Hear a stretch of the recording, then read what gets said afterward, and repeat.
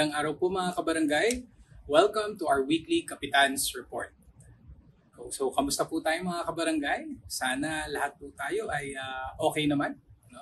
Ang inyong lingkod, medyo under the weather nitong mga nakaraang araw.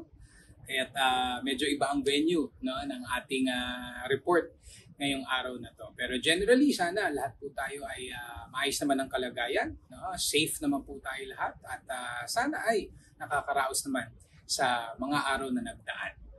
So ano ba mga kaganapan sa ating barangay nitong nakaraang linggo?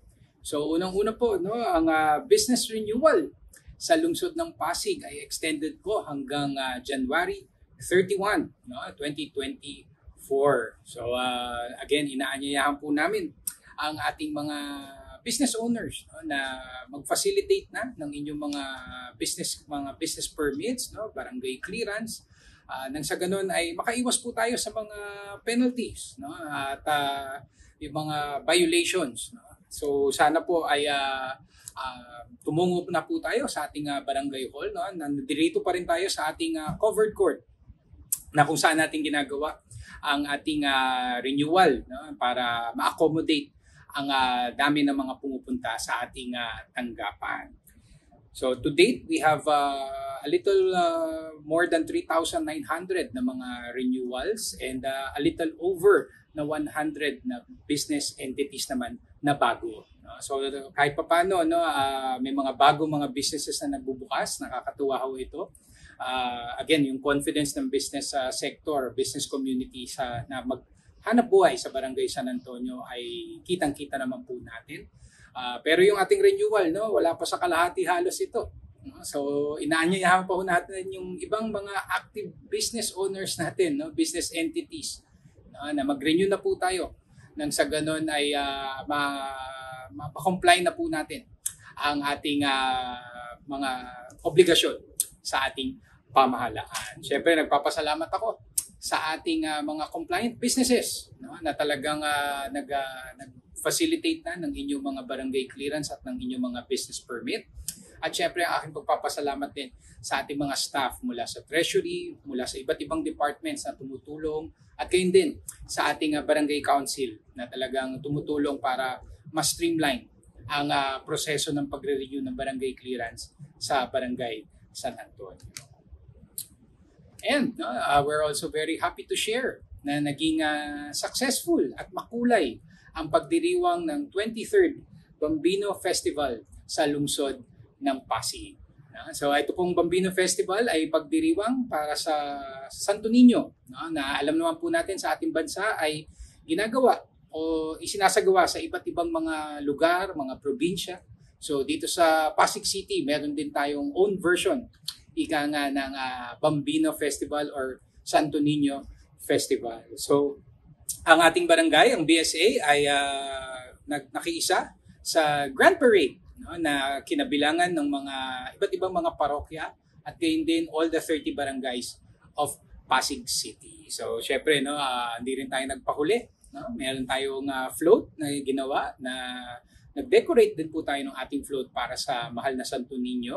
Meron din tayong ilang dancers, no? At syempre yung ating delegation, no, yung delegates natin na sumama talaga na namamanata din sa ating mahal na Santo Niño. So ako yung nagpapasalamat kay Kagawad Venus Laput, ang ating committee co-chair on Tourism, Culture and Arts, no, na naging siyang punong abala para sa pakikiisa natin sa Bambino Festival ng Pasig City. Siyempre nagpapasalamat din ako sa ating Barangay Council at SK Council na full force, no, complete attendance para makiisa at sumama sa ating Grand Parade at syempre sa lahat ng ating mga empleyado, no, yung legwork talaga ng ating mga barangay employees na tumulong para maging maayos ang ating pakikiisa sa Grand Parade ng Bambino Festival. So again, no, maraming salamat po and happy Bambino Festival po. Viva Pete Senior po sa ating lahat.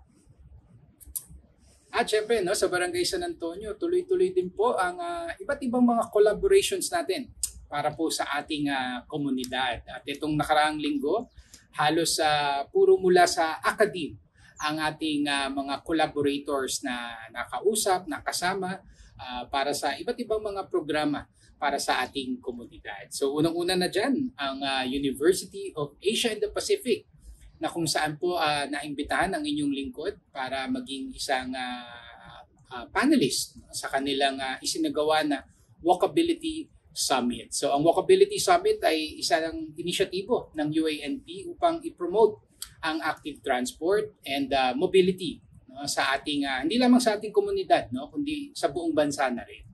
At ang inyong lingkod ay nag-share ng ilan sa ating mga sustainable programs pagdating sa urban planning and active transport. So siyempre na-share natin dyan yung ating carless weekend, yung ating mga kinonvert na mga green spaces, siyempre yung ating mga iba't ibang mga collaborations with UNDP, yung mga study pagdating sa paggamit ng mga alternative transport ay naibahagi din po natin. So naging bisita rin po sa Walkability Summit ang iba't ibang mga enthusiasts and mga experts pagdating po sa active transport and mobility. So nakakatuwa na yung ibang mga bisita ay nakatrabaho na rin natin sa iba't ibang mga kolaborasyon dito sa Barangay San Antonio. So again, maraming salamat po sa pagkakataon na maging bahagi ang Barangay San Antonio ng inyong Walkability Summit. Siyempre, dagdag ko na rin yung iba't ibang mga collaborations pa natin with UANP, lalong-lalo na pagdating sa capstone programs, yung mga programs na ini-initiate nila para makatulong sa iba't ibang mga aspeto ng paglilingkod sa Barangay San Antonio. So kamakailan ang ating mga kausap ay mga students mula sa IT, BSIT ng UANP. And kasalukuyan po, tayo po ay nakikipag-usap sa kanila para makapag-develop ng ilang mga programa na IT-related, para mas maging digitized ang iba nating paggogobyerno dito sa Barangay San Antonio. So again, we do look forward to these collaborations to materialize in the coming months. At syempre nagpapasalamat ako sa UANP, sa faculty at syempre sa mga mag-aaral sa patuloy na pakikipag-ugnayan sa Barangay San Antonio. Siyempre, kamakailan, nagkaroon din tayo ng isang pakikipag-ugnayan o talakayan with the Capitolio High School students naman po, na nagsagawa ng isang interview sa inyong lingkod upang alamin ang iba't ibang mga aspeto, mga challenges ng ating governance dito sa Barangay San Antonio. And we were very happy to share, na ibahagi po natin ang ating mga ginagawang mga hakbang para sa maayos na paggogobyerno or good governance dito sa Barangay San Antonio. And we're very happy rin na makita yung enthusiasm ng mga mag-aaral, especially ito mga grade 12 students ito. Nakakatuwang makita yung maturity nila pagdating sa governance ng isang barangay. So again, bahagi ito ng ating ng ating layunin na maging student friendly ang Barangay San Antonio, lalong-lalo na kung makakatulong po kami sa inyong mga homework, mga school activities. So again, maraming salamat po sa mga mag-aaral ng Capitolio High School. At syempre, kamakailan ay dumalo rin tayo sa isang activity sa Orambo Elementary School, at ito po yung paglulunsad ng National Dietary Supplementation Program, or bahagi ito ng nutrition program ng local government of Pasig City. At sa naturang event na ito ay nagkaroon ng lecture ang mga doktor, dentists at mga nutritionists sa wastong nutrisyon, hindi lamang sa mga mag-aaral, hindi lamang sa mga bata kundi pati sa mga adults na rin ay nakapagbahagi din sila ng ilang mga pointers, mga tips. Siyempre nagkaroon din ng distribution of food packs ang ating pamahalaang panglungsod na tiyak na makakatulong sa mga mag-aaral ng Orambo Elementary School. So again, maraming salamat sa Orambo Elementary School for inviting us sa event po na ito. Siyempre, naging maganda rin na nakita ko ang ilan sa ating mga kabarangay na nag-aaral sa Orambo Elementary School, pati ang kanilang mga parents. So again, maraming salamat din po sa ating local government ng Pasig City sa napakagandang inisyatibo po na ito.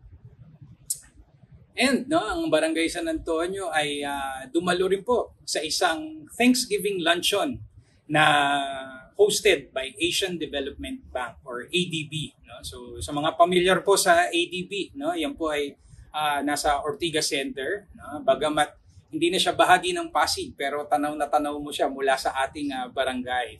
Kaya sa mga ilang mga pagkakataon, ang ADB at ang BSA ay nagkakaroon din ng mga kolaborasyon, lalong-lalo na po pagdating sa disaster preparedness. And ang naturang luncheon ay isinagawa bilang pagpapasalamat sa iba't ibang mga stakeholders na nakakatrabaho ng Asian Development Bank pagdating sa disaster preparedness. No? So, doon sa naturang event na yon, no, kasama natin si Kagawad Melvin Villaruz, si Orlando Agbisit na ating head sa rescue, at si Miss Aster Calmateo na ating trainer naman po. No? So sa naturang luncheon, nakita rin natin ang ating mga kaibigan mula sa Bureau of Fire Protection. No? Andun din ang mga kawani ng Pasig City Government, particular ang Pasig C3 or ang CDRRMO, at ang mga kaibigan din po natin mula sa Barangay Wakwak, Mandaluyong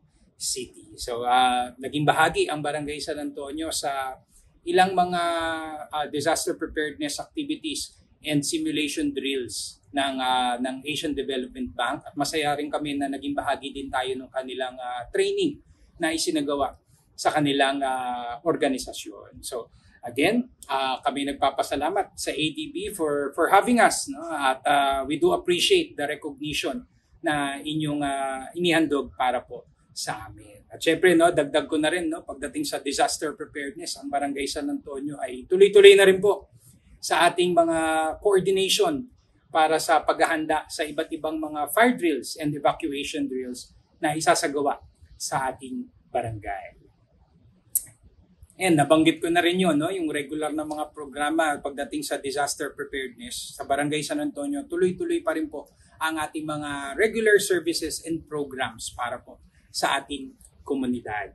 So yung mga regular meetings na ating isinasagawa, yung monthly meetings na mandato rin sa atin ng DILG ay nasimulan na po natin. Of course, ang ating regular session kasama ang ating barangay council, ang ating mga mandated meetings, no, with the Barangay Anti-Drug Abuse Council, Barangay Peace and Order, at syempre sa Lupong Tagapamayapa na nung huli nga ho ay napag-usapan namin ang Lupong Tagapamayapa Incentive Awards. No? So malapit na rin kami i-evaluate. No? Alam ko yan in a month, no? Next month ay magkakaroon na ng evaluation pagdating sa performance ng ating Lupong Tagapamayapa. Siyempre patuloy din po ang ating coordination with OKAY. No? Ang OKAY ay isa sa mga private organizations na ating patuloy na meron tayong kolaborasyon, lalong-lalo na sa management ng Central Business District. At of course, ang mga concerns na napag-uusapan natin lagi ay yan sa construction, no, safety, peace and order, at syempre, miski yung subway, no, nasasama yan sa mga usapin namin ng OKAY. No? So again, maraming salamat sa OKAY sa inyong patuloy na pakikipag-ugnayan para sa mas maayos na pamamahala natin ng Central Business District. And kasama rin dun sa ating pakikipag-ugnayan sa OKAY ay ang ating patuloy na mga engineering works and maintenance works. No? So hindi lamang limitado sa ating village ang ating mga engineering works, kundi pati sa Central Business District na din. No? So sa ilang mga pagkakataon na pag medyo malaki na ang scope, syempre pumapasok na ang ating city government para sila na magsagawa ng mga ilang mga maintenance works. Pero again, tulong na rin natin kay Mayor yan. Pag medyo hindi na masyadong malaking gawain, no? Pag kaya na naman natin, ginagawa na rin ng Barangay San Antonio. At syempre, no, ang ating patuloy na pagsasagawa rin ng ating Kalinisan Day or yung ating weekly cleanup drive dito sa Barangay San Antonio. Again, mandato, no, ng tanggapan ng ating presidente ang pagsasagawa ng weekly Kalinisan Day sa ating barangay. At syempre, nagpapasalamat din kami sa ating Clean and Green Committee sa patuloy na pagsasagawa ng activity na ito para sa ating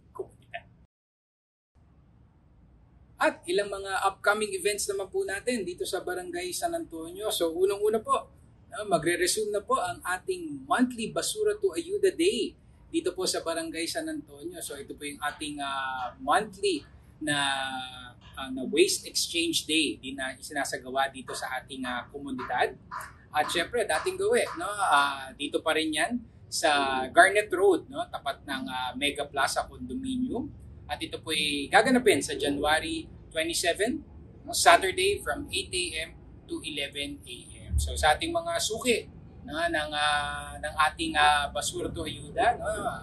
Kita-kita po tayo sa Sabado. No? Syempre, meron lang tayong bagong guideline pagdating sa cartons. So dadagdagan na natin para may konting challenge naman. So 20 kilos of cartons na po tayo is to 1 kilo of rice. No? Kasi medyo lugi na kami doon sa mga iba nating suki. No? Pero again, no, sana hindi kayo ma-discourage na kahit iangat natin ng konti yung quantity, no, ay makiisa pa rin kayo at mag-participate pa rin sa ating monthly Basura to Ayuda Day. So magkita-kita po tayo mga suki, no, sa Sabado, at sa mga hindi pa naman talaga nakaka-join, no, sa ating Basura to Ayuda Day.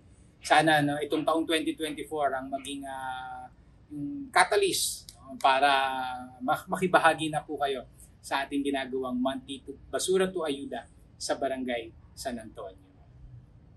At yung ating BSA Sininggaling program ay magre-resume na rin po. No? Ito naman po yung ating monthly free art workshop na isinasagawa po natin sa may Emerald Avenue.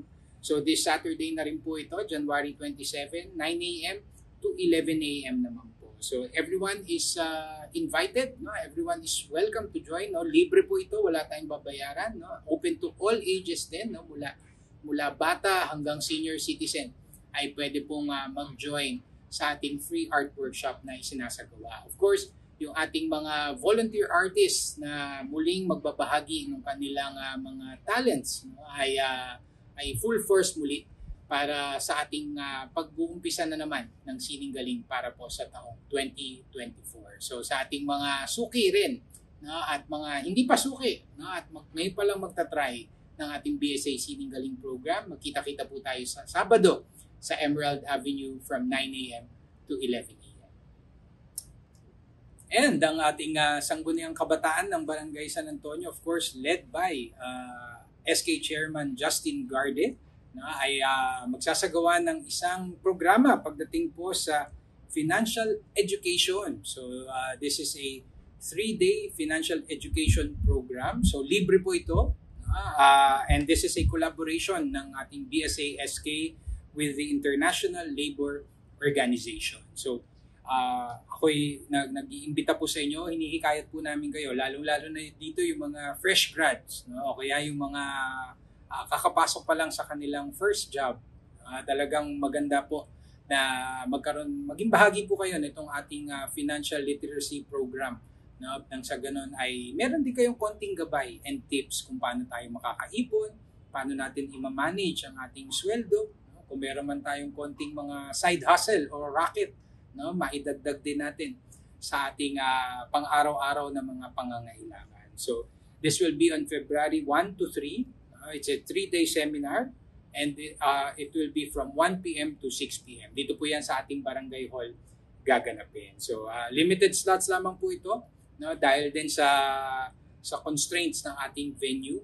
Pero sana po, no, makapag-register na po kayo online para makasama po kayo dito sa napakagandang programa na hatid po ng ating Sangguniang Kabataan. And sa ating mga kabarangay, ang aking patuloy na pag-anyaya po sa inyong lahat to please like and follow our official Facebook pages. Please subscribe to our YouTube channel. Please join our Viber community group. And please do regularly visit our official website, sanantonio.pasigcity.gov.ph, para lagi po tayong updated sa mga kaganapan sa ating barangay. Syempre, sa ating mga netizens, mga kabarangay natin na nagsisend ng kanilang mga feedback through our social media. Maraming salamat. Napakalaking tulong ng inyong pag-send ng mga picture na kinakailangan naming aksyonan. No? Siyempre, kami naman sinisikap namin aksyonan din kaagad, no? Yung inyong mga concerns na na-forward sa aming tanggapan. So again, ang aking pagpapasalamat sa ating mga katuwang sa pagseserbisyo, ang ating mga barangay employees, the barangay council, our SK council, our social media team, syempre sa lahat ng mga collaborators natin, benefactors and donors. No? We do look forward for another fruitful 2024. No? Katulong po namin kayo sa ating paghahatid ng iba't ibang programa para po sa ating barangay. And of course, most importantly, sa ating mga kabarangay, sa ating mga netizens, sa ating mga constituents. Maraming salamat po sa inyong patuloy na suporta, no? Sa inyong tiwala, at syempre sa inyong, in your own little way, no? Inyong tulong na ibibigay natin para ma-improve pa natin ang services at paghahatid po natin ng iba't ibang mga programa sa ating barangay. So again, ang aking pagpapasalamat po sa inyong lahat, sa inyong pakikinig, and rest assured that BSA will continue to do its best upang ihatid po ang tunay na service with a smile para po sa ating komunidad. So sa ating mga kabarangay, let's continue to pray. Faith pa rin, no? Kailangan po natin yan para po ma-arouse po natin ang mga challenges po na dumarating sa ating buhay. So sa ating mga kabarangay, mag-ingat po tayo lagi, stay safe always, and may God bless us all. Thank you.